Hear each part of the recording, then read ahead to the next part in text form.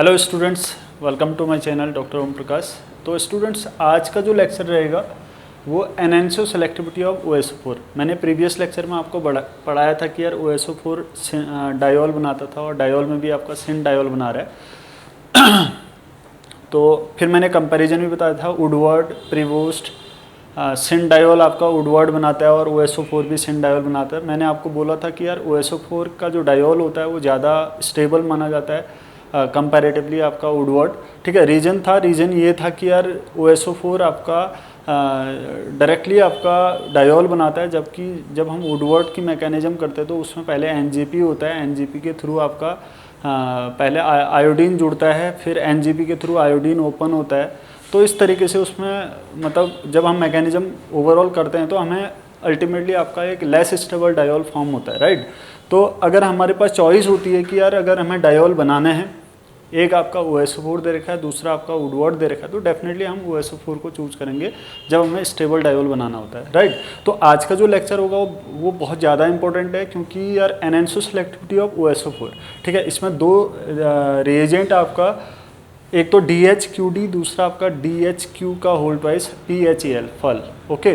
तो इससे 2 या 3 बारी 4 मार्क्स में CSIR नेट में क्वेश्चन पूछे गए हैं और गेट में, right. Jam point of view से ये इंपॉर्टेंट नहीं है, क्योंकि जैम के सिलेबस में ये नहीं आता है, राइट। जैम के सिलेबस में केवल OSO4, KMNO4 इनसे आपका डायोल बनाना आ सकता है और आए हुए भी हैं कई बार क्वेश्चन, ठीक है। तो आपको लेकिन CSIR नेट और गेट पॉइंट ऑफ व्यू से वेरी वेरी इंपॉर्टेंट टॉपिक है, राइट। तो है क्या आपका enhanced selectivity is carried out by following 2 reagents, ठीक है।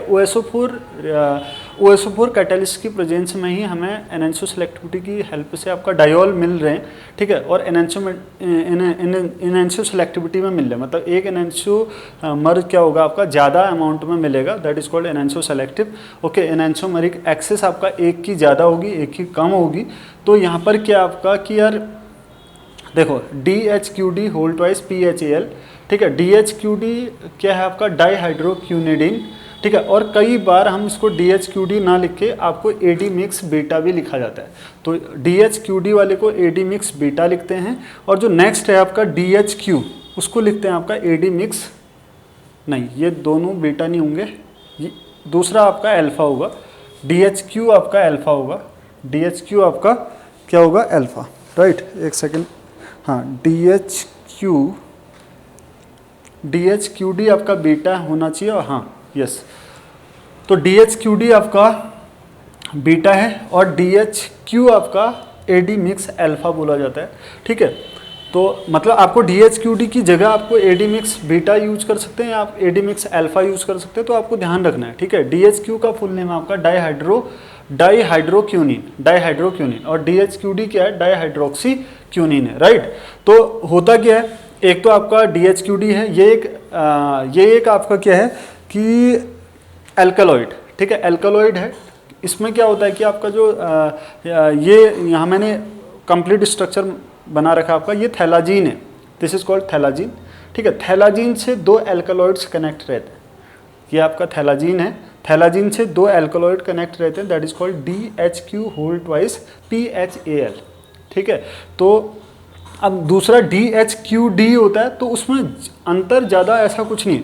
जो यहाँ पर बिलो द प्लेन है DHQD में वो अबव द प्लेन होता है, और यहाँ पर जो अबव द प्लेन है वो DHQD में बिलो द प्लेन होता है, ठीक है। तो याद रखने का तरीका, वैसे ये आपको एग्जाम पॉइंट ऑफ व्यू से याद नहीं रखना है, आपको केवल थोड़ा सा नॉलेज के लिए मैं आपको बता रहा हूँ कि यार ये DHQD या DHQ होते क्या, ठीक है। मतलब इसमें जो आपका एल्कलॉइड्स हैं, 2 एल्कलॉइड, देखो एल्कलॉइड की पहचान क्या होती है, एल्कलॉइड में सेकेंडरी या टर्सरी नाइट्रोजन होता है, ठीक है। देखो ये आपका एल्कलॉइड है, तो ये एल्कलॉइड्स इस थैलाजीन रिंग से कनेक्टेड रहते हैं, इसी को बोलते हैं आपका DHQ whole twice PHAL, right.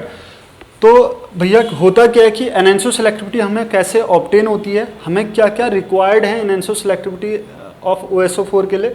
देखो पहला तो आपका DHQD AD मिक्स बीटा या आपका AD मिक्स अल्फा दिया होगा।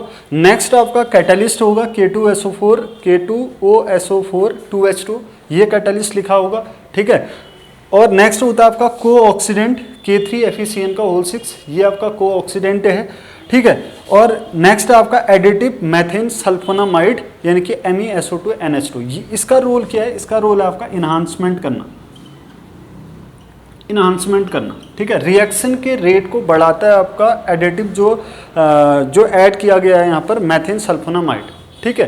तो अगर आपको कंबाइंडली सारे रिएजेंट मिलते हैं तो इसका मतलब है कि ओवरऑल आपका डाईहाइड्रोक्सिलेशन होना है। क्या होना है आपका? डाईहाइड्रोक्सिलेशन, मतलब एल्कीन के साथ जब इन रिएजेंट का मिक्सचर मिलेगा। मिक्सचर क्या क्या है? DHQD है, कैटलिस्ट है K2SO4 2H2, को ऑक्सीडेंट है K3FeCN6 और आपका MESO2NH2 है, एडिटिव है जो रिएक्शन के रेट को इन्हांस करता है, और आपका सॉल्वेंट होगा। नेक्स्ट आप सॉल्वेंट लिख सकते हैं यहाँ पर, सॉल्वेंट भी आपको दिया होगा, जैसे आपका टर्ड ब्यूटेनॉल हो सकता है, ठीक है।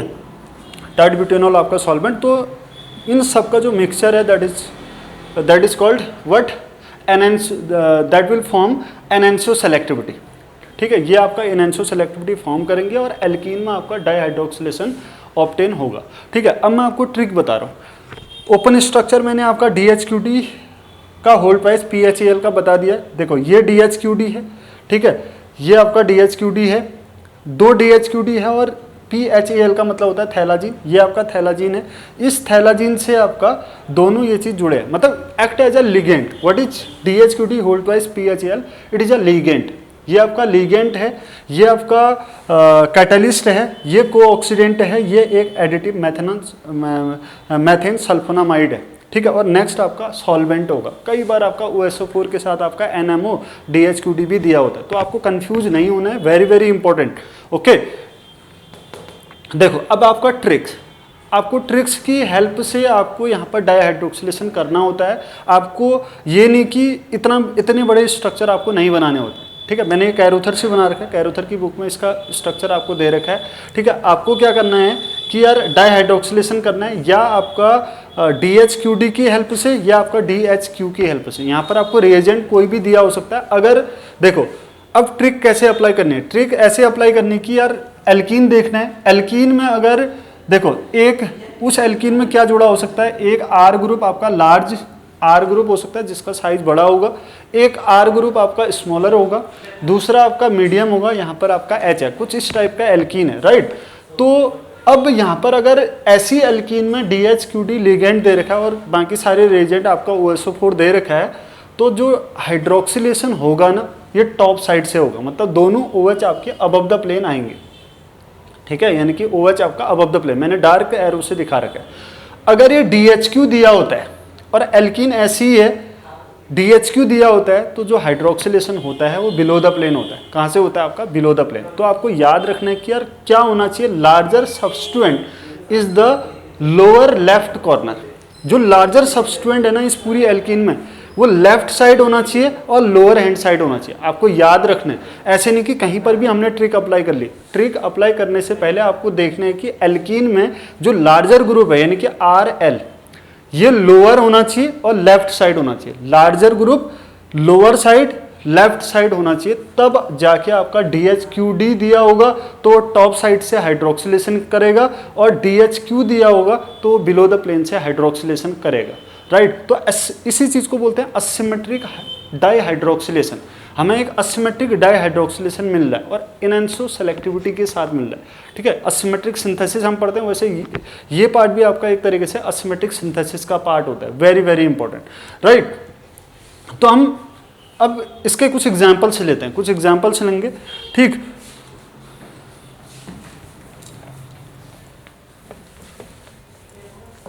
अगर एग्जाम्पल में देखें, सपोज दैट क्वेश्चन है आपका ऐसा, ये एल्कीन है यूं, ठीक है, और आपको यहां दे रखा है OSO4, मैं शॉर्ट में OSO4 लिख रहा हूं, ये कंप्लीट कंपाउंड फॉर्म में होगा, OSO4 है, और आपका कई बार आपका NMO दिया होता है इसके साथ, और मैं सीधे DHQD का होल ट्वाइस PHAl लिख रहा हूं। तो मैंने आपको क्या बोला कि यार OSO4 है, NMO, DHQD का होल ट्वाइस PHAl है, DHQD है, ठीक है। तो ये कहाँ से करेगा? टॉप साइड से, टॉप साइड से हाइड्रोक्सिलेशन करेगा, यानी कि जो दो OH बनेंगे यहाँ पर उन दो OH की जो स्टीरियो होगी ना वो आपका अबव द प्लेन होगी। यहाँ पर क्या होगा, ये OH होगा। टॉप साइड से आपका हाइड्रोक्सिलेशन होगा, टॉप साइड से क्या हुआ आपका हाइड्रोक्सिलेशन, इनकी ये आपका major product. Within second आप आंसर निकाल सकते हैं। आपको एग्जाम में केवल इतना दिया होगा, ये एल्कीन, ये रिएजेंट और 4 ऑप्शन दिए होंगे, ठीक है, एग्जाम में पूछा भी गया है, राइट। तो आपने क्या देखा कि यार अगर इस एल्कीन में देखो जो लार्जर ग्रुप है वो लोअर है और लेफ्ट है और DHQD दिया है, तो ट्रिक अप्लाई होगी एज इट इज, ठीक है। अगर ऐसी मान लो यही चीज है, रिएक्टेंट मान लो यही है, ऐसा है, और इसकी रिएक्शन आपका OSO4 के साथ हुआ और आपका NMO ये सब कुछ दे रखा है, और यहाँ पर DHQ का होल ट्वाइस PHAL, ठीक है। यहाँ पर DHQD नहीं है, यहाँ पर DHQ है। तो ये क्या करेगा, देखो लार्जर ग्रुप आपका लोअर लेफ्ट है तो DHQ बिलो द प्लेन से डाइहाइड्रोक्सिलेशन करेगा, ये बन जाएगा आपका OH और आपका OH, ये इसका मेजर प्रोडक्ट होगा। आई बात समझ, ये आपका क्या होगा मेजर प्रोडक्ट, ठीक। अगर आपका जो लोअर लेफ्ट अगर आपका लार्जर ग्रुप नहीं होता तो हमें उसको चेंज करना होता है, या टॉप साइड से हो रहा होगा अगर ऐसे, और DHQD दिया होगा तो आपका टॉप साइड से होता है, लेकिन मान लो अगर लार्जर R ग्रुप अगर आपका लेफ्ट लोअर नहीं है तो बिलो द प्लेन से होगा, ठीक है, यानी कि बॉटम साइड से होगा, यानी कि away from the viewer side से आपका डाइहाइड्रोक्सिलेशन होगा। इस टाइप का क्वेश्चन आपका CSIR नेट में पूछ रखा है, वो मैं जब इसकी डाइहाइड्रोक्सिलेशन के प्रॉब्लम्स सारे डिस्कस करूंगा तो वहां पर एक वीडियो सारे क्वेश्चन से रिलेटेड रहेगा, ठीक है, जिसमें डाइहाइड्रोक्सिलेशन के सारे KMnO4, OSO4, वुडवर्ड, प्रीबोस्ट और आपका ये DHQD वाला सारा एनएनसो सेलेक्टिविटी से रिलेटेड वो सारे 2-3 बार जितने भी क्वेश्चन पूछे गए हैं वहाँ पर कंबाइंड प्रॉब्लम सारी वहाँ पर सॉल्व करवा दूंगा, ठीक है। वैसे मैंने इस ट्रिक को मैंने यहाँ पर अप्लाई कर दिया है। आपको ये याद रखना है कि यार अगर लार्जर ग्रुप आपका लोअर लेफ्ट है और DHQD दिया है तो अबव द प्लेन होगा। अगर आपका लार्जर ग्रुप लोअर लेफ्ट है, DHQ दिया है तो बिलो द प्लेन से आपका डाइहाइड्रोक्सिलेशन होगा। इसकी एनेंसोमेरिक एक्सेस आपका ज़्यादा होगी, ये एनेंसोमेरिकली ज़्यादा सेलेक्टिव होता है। जो आपका डाइहाइड्रोक्सिलेशन है ये एनेंसो सेलेक्टिव रिएक्शंस को फॉलो करता है, राइट। तो